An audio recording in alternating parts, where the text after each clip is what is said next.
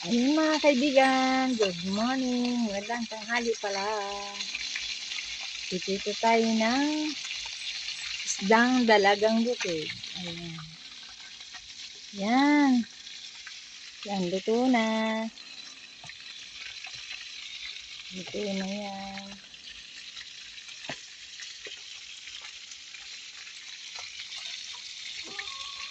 Tayo nagkakahoy. Nagkakahoy tayo mga kaibigan. Nagtitipid. Nagtitipid tayo sa gas.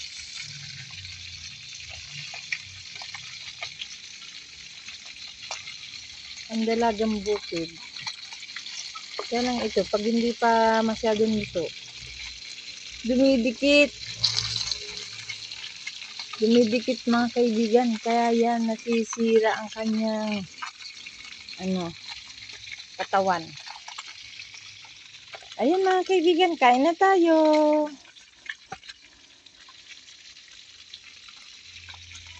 Ang aking piniritong isda, dalagang bukid. Maraming salamat po sa inyong panonood ng aking mga video. Paki-like naman po mga kaibigan. Medyo tayo nakadaan sa palengke kaya tayo ay nakabili ng 2 kilong isda. At ang isa naman ay niluto natin sa sinaing. At ito naman mga kaibigan ang isa. Sinaing natin sa gasol. Ayan. Ayan, luto na. Ayan mga kaibigan, luto na ang ating isda. Sinaing sa kalamyas na tuyo. Ayan mga kaibigan. Napakasarap ng ating isda na yan. Yan malaman. Yan, pwede na yan. Patay na natin ang ating isda. At dun sa kabila, sa kahoy mga kaibigan, tayo ay